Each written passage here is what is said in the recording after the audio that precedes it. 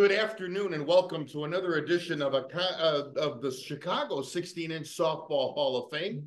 Today, totally honored again to be here to have two gentlemen that were inducted here on October 28th, 2023. They were inducted to my right, Coty Jackson, and Coty reminds me to tell everyone that it was the nickname "Go Get 'Em."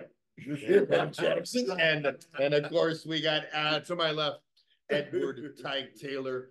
Gentlemen, thank you, because this is a big honor to have both of you guys on here today. We set aside a time, Paul Rowan and the board set aside a time to do this every Saturday at 2 o'clock here at downtown here in Forest Park at a beautiful building. And I'm sure if I look around here, I'm going to see something of Cody's and something of Eddie's over here, Edward. And of course, yeah. And Edward's, by the way, I don't want to slight Eddie here. Edward's middle name is Tyke Taylor.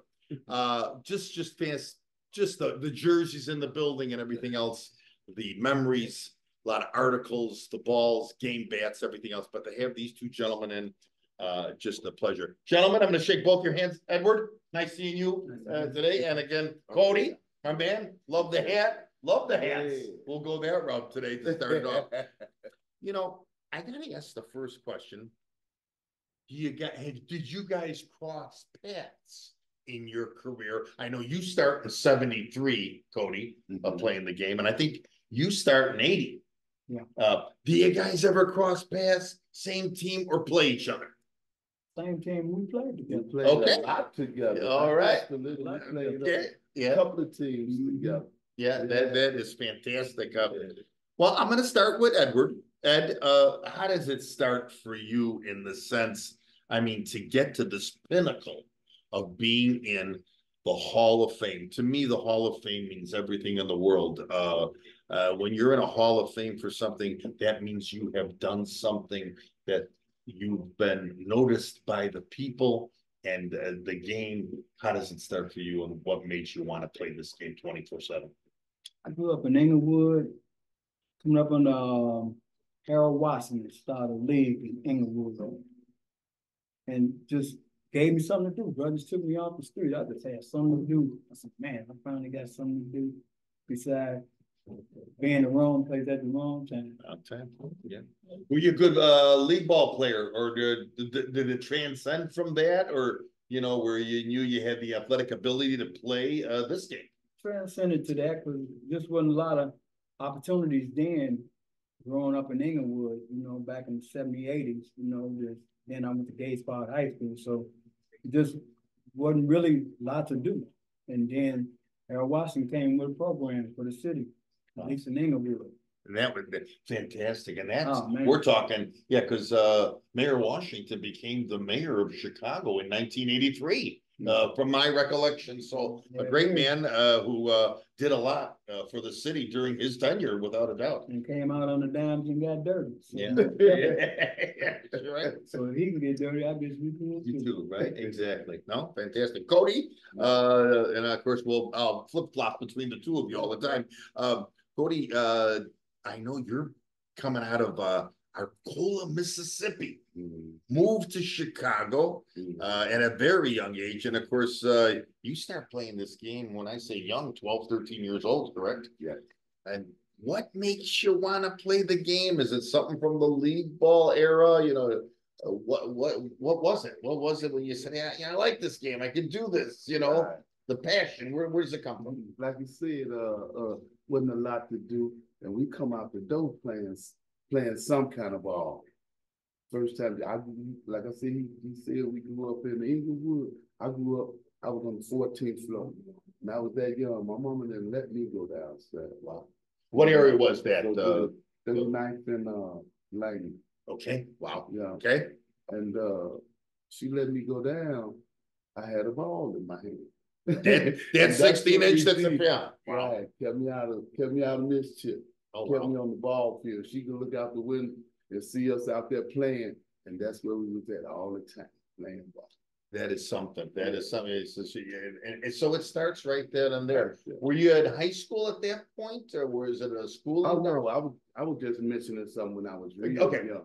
when I first started playing ball, I was out there watching the older guys play. And, you know, figured I could play too. I thought I could, you know, run, jump, throw, hit too. Right. And, you know, that like then they be practicing and they let the young bucks come out there and run around, you know, shag the balls and stuff like that. Sure. Would give us a chance at that. And I guess they noticed I could do that. So they, you know, we started playing. Yeah. Edward, for you too, you know what, how we just described it. Do you remember those first couple of years when you said, hey, you know, again, I like this. I want to do this. I know this is keeping you off the streets and everything else. How many nights a week were you playing when you were at your level where you were saying, you know, was it a 5-6 night a week thing? Man, 5, 6 nights. Oh, and remember, there's only 7 days in a week. Ooh, you know? Yeah. 5, 6 nights all the time. And you're probably playing about 2-3 games in the daytime, right? I'm playing every day. Wow. Every day. Yeah, exactly. Wow. And then go watch, then go on 75th Street and watch. Man, I got to get up to this level. I got to get my game up to this level. Playing with the Flamingos. I'm looking at some of these teams. What was this? LA Posse, the Outcasts, Steel Gold. You guys had some up teams, and I looked down. You were saying we had arrived then. Right, yeah, we got there. I mean, doing that. We played on LA Posse together. These guys, I mean, were just on their game, right? You had to be prepared every night. Yeah. Thanks softball. 24/7. Wow. Go to work. I got to do softball game. Lady friend, where you going? Softball game. I'm seeing for a week. So yeah, the ladies sitting after worry you were seeing other ladies. You guys were playing softball. And it was for real. Even when we ain't gonna touch that. What you're saying, Forest Park stays in Forest Park. Yeah. No. So I gotta ask you, sticking with you, and then I'm gonna go back to Coty. Was there an early mentor, like the guy that you played against? Was that early mentor guy? Man, I want to be like this guy, you know? Because here you are, you're sitting in a building where you have been honored to be in the Hall of Fame. Who was that early mentor where you said to yourself, "Wow, man, this is the dude, this is the man, this is the hour"? Sam Taylor and my idol Billy Bumstead. Oh well. And you played against them, right? And then I wound up being on Flamingo. You know, I was all get it in. Wow. I had to learn quick. They started getting low. I got to learn this. I got to get this down pat. But watching them play, Steve Kirby, oh, good. Wow. A treat. Just incredible players. And of course, probably very constructive gentlemen that have showed you the game the right way, right? I had some great managers around on the way. Phil Williams, Percy Coleman, James Holmes. Wow. And Floyd Glover. Oh man, the great teacher. Beautiful that you remembered all these people. They most definitely kept me in my place. When I would bring that streak to the game, I can get up out of there with that. They wouldn't have me, bro. That was good. Not at all. Coty, to go back to you, I know you got just a few years on in the sense of the age where you started. Do you remember the names that he mentioned? Do you have the different names that you remember from those early years when you started in 73? Yeah, I remember those names, and some even further back than them. Dan Dumas, Junior Franklin. Them names from way back. Willie B, King Carter. Them names go way back. I was a young boy watching them play when they were at their prime. Oh, wow. And, you know, my brother was one of them too. He was the young guy playing with them. Sure. You know what I mean? And while my mentors go, it's like I got 5 brothers. And I think I take a piece of all of them. Wow. And, you know, they play ball. They all play ball, right? I got a brother that's in the Hall of Fame. Yeah. Yeah, in the same Hall of Fame. Yes. What is his name? So we can mention him. Calvin Jackson, which is Coty's brother, is also in the Chicago 60 softball. That is just a beautiful story to hear, to bring the kudos to both sets of men that you guys brought into bringing this. So say mentor. mentors, yes, yeah, mentors. But I mean, these men. I'm sorry. Question for you. And when I walked in the building, I asked you right away because I looked at you and I compared you to a guy who played for the Pittsburgh Pirates. His name was Al Oliver, who was one of my. I just loved Oliver, number 16. He played center field next to Clemente back in those early years. Did you always play the outfield where you had this speed and this thing? So I'll ask you this: were you the better outfielder or the better hitter? Were you better defensively or were you the better hitter? What was the forte when we call you Edward Tyke? The bat. The bat. When you say the bat, how in the way in the sense of just getting on, or in the sense of hitting those gaps? Getting on base. Yeah, trying to stay on base, and then I'm a little guy, so I had to bulk up a little bit, and then strength started coming. So just trying to put all that together. There it was, and then I'm only really about 5'3", 5'4". I couldn't play the infield, so I had to find some well stuff. Right. And you had him for that outfield. Did you play center, left, or right? Right. You played right field. I saw the ball come down. Yeah, and you know what? That position for anybody in our audience that thinking it's like playing right in a major league, playing in a league ball, you're facing righties with that curve that's coming off their bat or the dumping and the chasing. You had to cover a field that was unbelievable. Right field for me as an outfielder, not at the level you guys were at, was one of the most difficult fields to play, just because the way the ball was coming off the bat. But what's difficult to you might not be different to somebody else. Exactly. A lot of left fielders can't play right field. Right. Because they don't see the ball come off the bat the same way. Exactly. The judgment. I said, why you don't come to try to play left? I can't see the ball. Sure. Like you say, the cut. It was so hard. Coty, you're also an outfielder, correct? Outfielder, I played them both. Played them both. And again, let's so what is Go Get 'Em famous for in his mind? What is Go Get 'Em? Defense or offense? What was it? Did you have the jack power? Did you have the ability to dump and cut? What was it? What was it? Don't do it someday. He asked I for it. go get him sometimes. So you're the defensive guy. Yeah, sometimes, and I pride myself on being a hitter too. Because at the last part of the game, when you got the bat, it can't be no question about what you're about to do. Yeah, it's got to be, you got to be believing you, want for your team. Sure, do your job. Right. Yeah, I just asked you to give it to him too. You betted all the rent money. So you better you gotta get it. I gotta ask you both. We'll go back to your nickname. Edward, what does Tyke stand for in the way of this nickname that's in front of me on my desk here? Tyke. Yeah, because I didn't think it's like a little Tyke story or something. No, my parents, man, they just say you just a little rough type. That's a like Tiger. I said, why y'all name me that? I said, oh man, I don't know how to. I ain't got no mentor. What's your nickname? I ain't got one. Then the brothers just started calling me. I said, "Oh man, it's over for me now." But so the Tyke was the softball name, right? Exactly, for sure. You got changed. And the Tiger. Okay, we got to see him. We're going with. I got Coty over here. I don't want him to come after me. There, we're going to say the Tiger. That Coty, you got to go get him. You were always known to just. Be able to play that position, right? Yeah, they put me outfield, hit the ball. When we had altercations, we wasn't playing together. I almost definitely stayed away from him. I try to make other guys. I'll make somebody else move because I know he gonna catch it. I might got a shot with the other guy. Because you played the same position. The same position, meaning the outfield. Yeah, the outfield. Were you both known for the speed? I always could run with. Yeah. I think we revolutionized stuff because a lot of times you don't see us run football.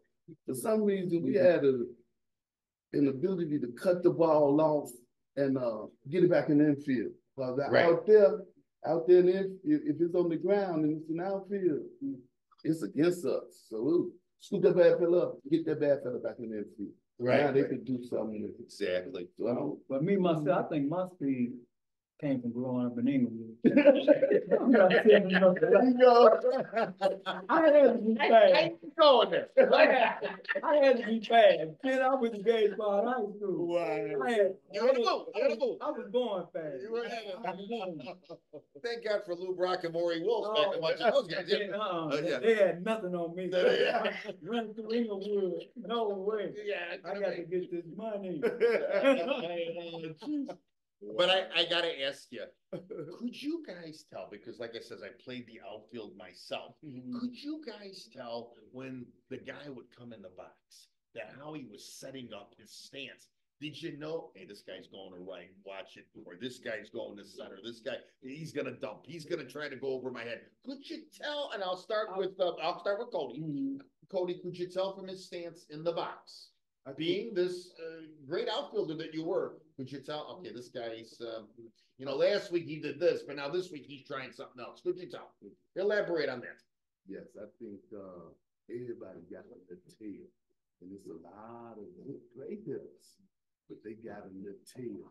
And I used to feed on it. And you got to notice the situation, the time of game. Like you saying, you think he might try to go over your head. You think he might try to hit it in front of you. You got to know the situation, what's coming up to position yourself in a good little spot. And I'm an outfielder. I never was in the same spot. In the pitcher let the ball go. Batter might have saw me here, but that ain't where I'm gonna be. Sure. Okay. And no, very good point. So you really had to, because I'm sure the pitcher had to be just as defensive minded, not to give this guy some meat that he's gonna do whatever he wants with the ball, correct?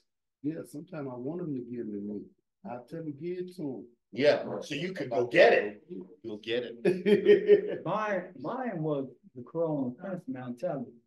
While we warming up and watching each other, I'm looking to see, can he go this way? Can he go this way? And how would you see that, Edward? I'm sorry. How would you be able to see that? I'll be warming up in the place. Got you. I'm peeping them. Where did this dude just hit the ball? Where's the power? Where's the good power? Can he go this way? And then I didn't peep them previous games before that, playing before. Sure. If he got a man on base, do we do the right thing? Will he do the right thing? If man on first base, will he hit behind him? Would he just be selfish and just and just hit it somewhere else, instead of moving the run? That's what I peep the game at. Right. Great insight by you. Oh, definitely. Yeah, to watch that before. What's he doing? Because sometimes what cannot do. Can and cannot. And because you can, like when you be coming back and forth from playing defense to offense, and you coming past people, sometimes you got to take a look at how people they are. Okay. You know what I mean? Just that little glance to see, okay. Yeah. You know what I mean? This guy maybe could jack. This guy could do this. Yeah, right. But then it's skinny guys that and then too. Yeah. A hitter had that hitter look. If he got them eyes like he wants this smoke, I think you need to pay attention. Yeah. That's right. But everybody don't have that look. Right. I gotta ask you. This is really for me. Every time I interview guys at your level, I've learned something. I wish I would have known some of the stuff when I was playing. But I gotta tell you, this is fantastic because we're getting into the inside of the game. How important, as an outfielder that you both were, I'll start with you, Edward. How important is that pitcher in the game? Because here's a guy like me. I had problem with this guy who's lifting this high arc. I had a problem. I could not hit a guy with a high arc because now I had a tendency of dropping that elbow, not being patient for the ball to come down. How important is that pitcher to our audience? Two Hall of Fame outfielders. How important was that pitcher? Did you ever go back and after the field and say, hey, you gave this guy a lot of meat? Okay, you speaking on the defensive side. On the defensive side, yes. How important was it? Would you go up to a pitcher and say, hey, listen, man, you roped it in there for that guy where he turned out? Yeah. Well, my point was, I'd rather you get him to step back and swing than really just pitch him something short that he can walk into. Got it. So that means if he's stepping back, he didn't lost concentration. He took his eye off the ball. Gotcha. 9 out of 10 if he's stepping back. But if he comes short with it, he got options. Exactly. He can walk up to it and get it. Yeah. He can reach out and get it. He's got used more, and he's got more of this power. He's drilling. But right. if he got to step back and get it, that means he don't know whether he want it or not. Want it or not, right? Coty, you want to feed off his answer and see what your opinion was when you saw all these years when maybe your pitcher wasn't having the game that he was being too constructive on the mound. A lot of times it was like before the pitcher pitched the ball, he would look at like say if I'm in the left, he would look at me and I would know if he gonna try to throw him something outside or try to bring him to me. Because a lot of times I want him. You know what I mean? When he look at me, I try to get him the signal like bring him out here. So now I know he's gonna give him a ball somewhere where he could try to come to me. Sure. Okay. And so I gotta be ready. We had a couple of great defensive pitchers in the league. Sonny Sims, he got inducted too. Yes, I interviewed Sonny here a couple of months ago. Great guy. Sonny, incredible. Yeah. Incredible. See, Sonny had that ball. What other word do you want to use? Sonny had that ball that you didn't like. So Sonny could could drop it from and way back too. And then you know what I mean? And then he would be another infielder. Right. Sonny about 6, 7. When he let it go, he's back at short center. Yeah, because now he's kind of blocking up a hole. He's plugging up a lane. We got a guy about my height named William Coleman. He's the same thing. Unknown foul bunch. He do the same thing. He'll get to you. The pitchers that feel they hole, I couldn't stand them. Yeah. No. But these are great analogies of the game. Forget about your talents, because I mean, here even in the dialogue today and in the resumes, I know what you guys did.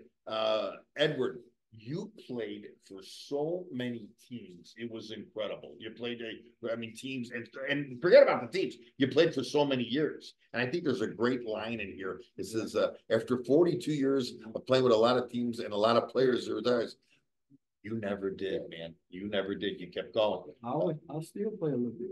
I mean, I think you guys still can both do it. Even yourself, Coty, I look at your resume. I mean, the outstanding defense, the offense, recognitions, award, so many leagues and everything else.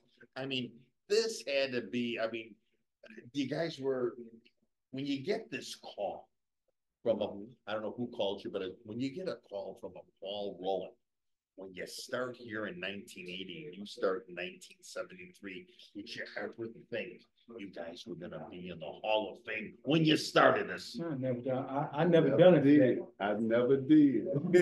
I never played the playing around. Right. But I'll start with Eddie, then you can elaborate, Coty. Eddie, how was it for you when you got the call? What was the first thing here? Because this is something you love. The way you guys are talking to me today about defense and offense. You really want to know too? I want to know. Yeah, right. I want to know why. That's it. I'm like, yeah, right. Okay, yeah. I got the call. I got it from Mike Coleman. Say, I might put you in for the Hawks. And I said, yeah, okay, yeah. And then it's kept materializing. Are you saying that because you didn't think you were deserving? Or no, you were probably more deserving than a lot of guys. I ain't never had nothing come easy to me in my life, bro. You know what I'm saying? So, so he definitely deserved it. Just waking up. That's my blessing, man. Yeah, exactly. That's the only thing I look forward to is waking up. Sure. God's grace, man. That's sure. it. Coty, when you got the call, who was your guy calling you?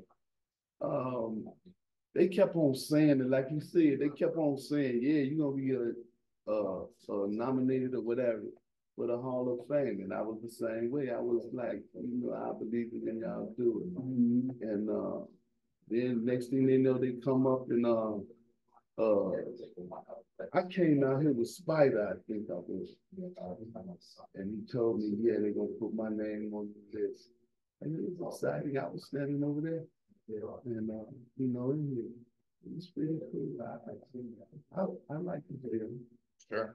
Yeah, it's a great feeling. Hey John, let me cut you off. No, I want to give a shout out to you, Spider. Awesome. Well, hope you're feeling better, big bro. I heard you a little bit under the weather, man. Hope you feel a little better, Spider. Very nice of you to we all one of our legends in our game too. This is Spider last name. Awesome. Where? Oh, well, okay. It's very nice of you to say this because this does get out to YouTube, Spotify. It'll be out here by Sunday night. It's a thing to see. So we're gonna. All right, I'm gonna go back to Eddie. Not stay. You're locked in here. You're locked in. Question for, I'll start with you. You accomplished so much in this game, defensively and offensively. Teams, people you brought up. We could be here probably another hour. I could love to pick your guys' brain for another, but I got to give you 2 or 3. What do you remember, like a championship or a moment or an event that still to this day, you're having a beer with this guy, or you're having a beer with me, or you're talking to just a lot of your friends, and you say to yourself, hey, do you remember that game at Kelly Park? Or do you remember that game at Washington Park when we were trailing by 7 and we came back? What goes through your mind? What sticks in your head? 1 or 2? One, the 1990. Jay, did you play with us when we played the combo out there in Orland Park? Both were a team. He just went and put a bunch of alls, I think. Juice, Peru, Chicken, Punch and Vader. No, it wasn't that. That game. Was it a championship game? Championship game. All right, give me that evil eye, man. We messed around, went to the losers bracket, lost a game, man. And we came back won about 12 in a row and won everything.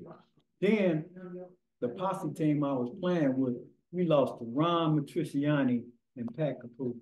Oh wow! Okay. You was there then. We was in Joliet. Yeah, I was with the posse. Man, we beat everybody. We all beat day. Everybody. All day. Yeah. And we lost 2 to the head, back to back.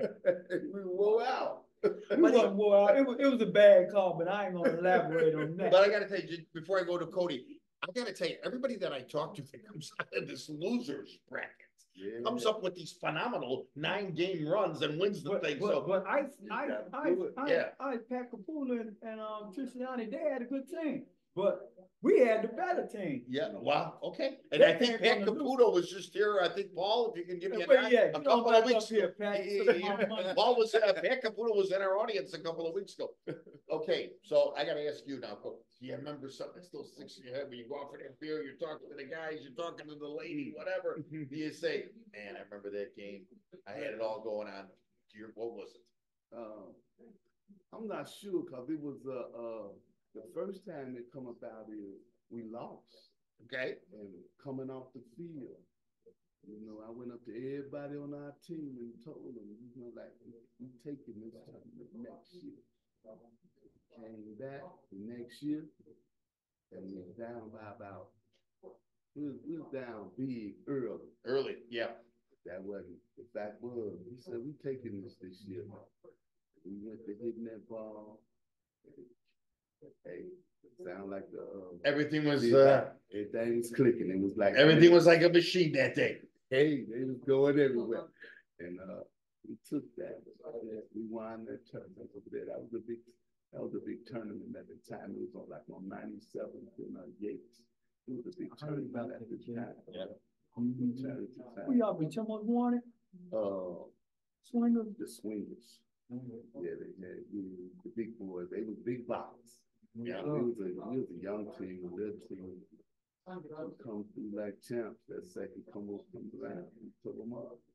Wow, and then something like it was that. In your presence of your mind that you said the year before, we're taking this year, Right. we're coming back to get this, and that's that desire. And you guys have had so much of the desire. Okay, one question for each of you before we leave here, and then I'm going to ask you what your maybe some favorite music is of you guys, because I'm an old R&B guy.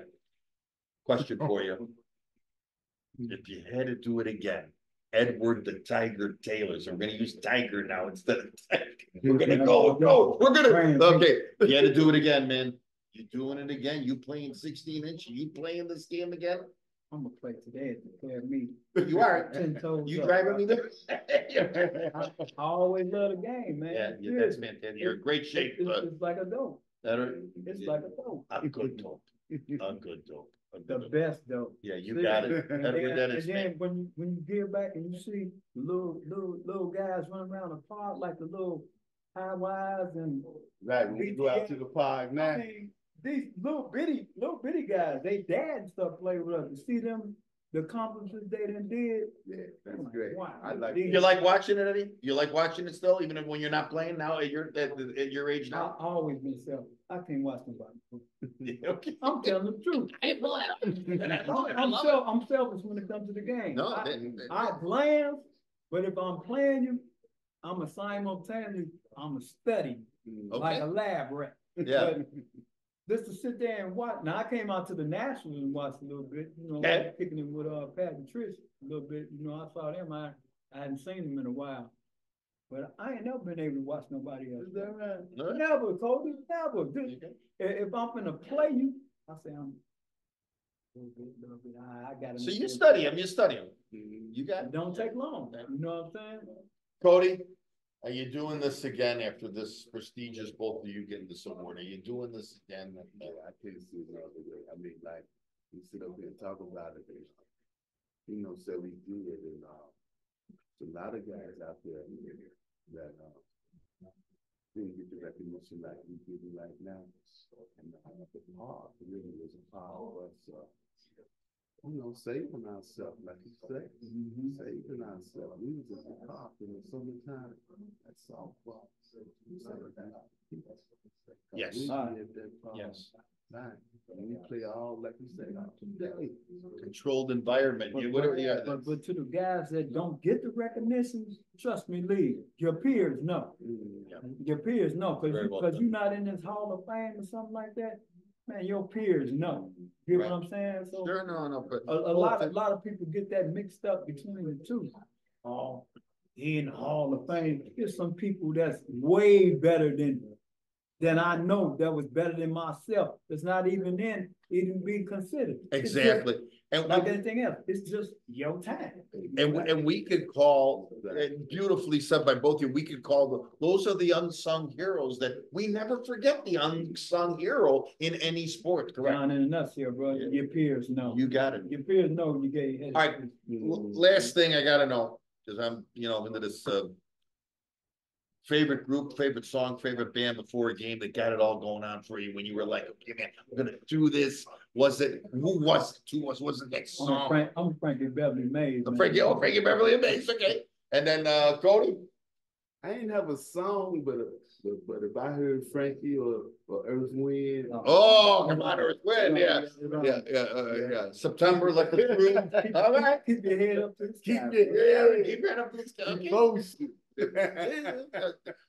Gentlemen, I want to thank both of you today for being here. I had a blast. You're going to love this when it comes out. I want to thank our man. When I saw you, I thought you were going to kick my you-know-what when I came through the door. No. You guys are fantastic. I loved it. Coty, pleasure, man. Give me all the good. Again, I want to thank Paul Rowan and the board. He the only one that got me out here. Yeah, for setting the time aside. Paul does a great job here. Our president, the board. This is fantastic. And gentlemen, today, this is probably one of the more exhilarating ones that we've had. But you guys, the resume. And I got to tell you, both of your resumes are short. But man, you guys walk with big sticks. Thank you. Again, I want to thank everyone. And as always, we end it like this. This is amazing to be part of the Chicago 16-inch Softball of Fame and part of a dominating bunch. Come out and watch.